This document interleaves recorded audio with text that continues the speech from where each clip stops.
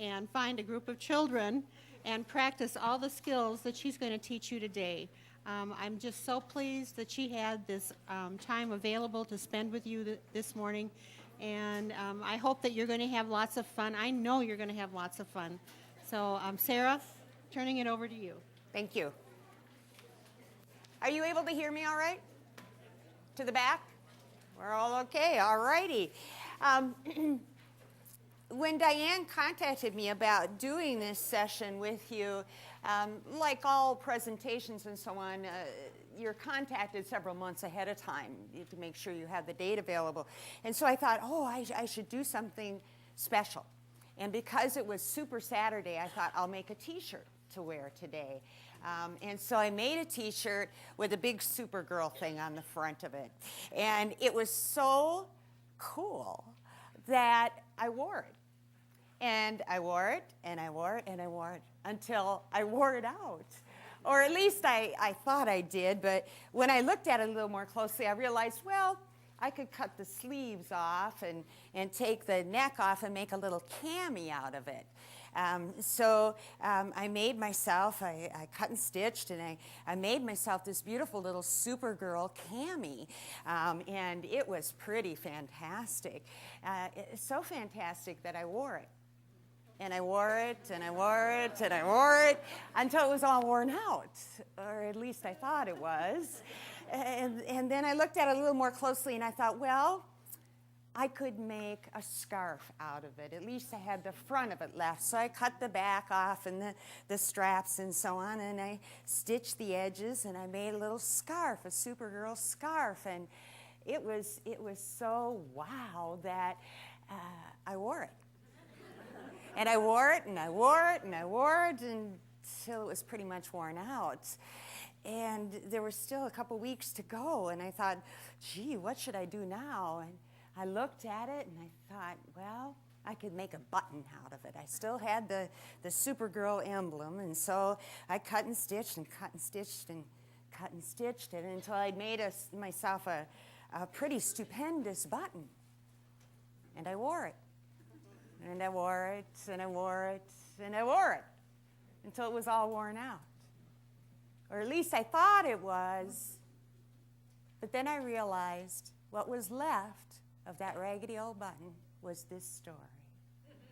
That's the end of it.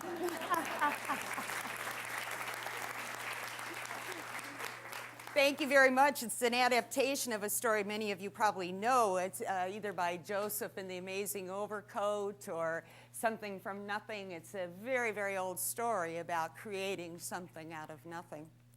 I'm here today to talk to you about storytelling in early childhood classrooms.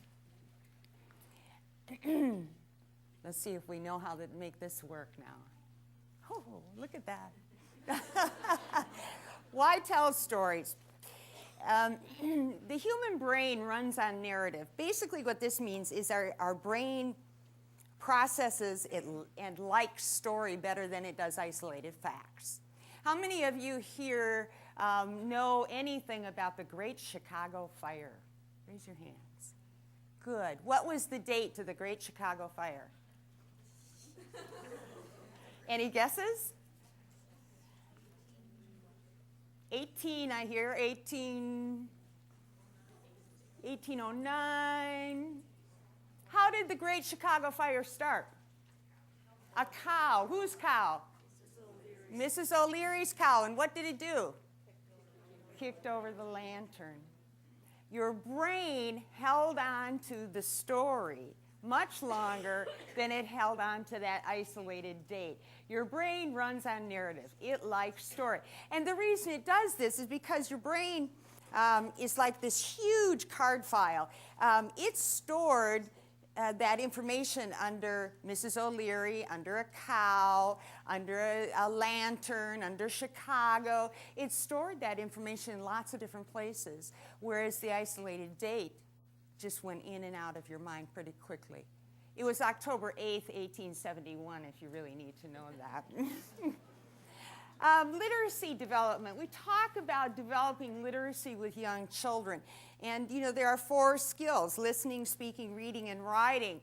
And most young children are just really emergent readers and writers, but they are very skilled listeners and speakers. That's how they have learned to acquire language, is by listening. You know, if you work with 2- and 3-year-olds, that there is a stage that they go through where whatever you say, they say back to you. So it's really difficult to ask them questions because you get the same question back from them. Listening and speaking are the foundational skills for learning to read and write.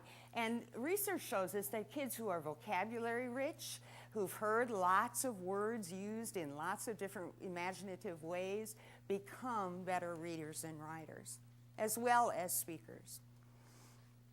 Stories cross cultures, age group, gender.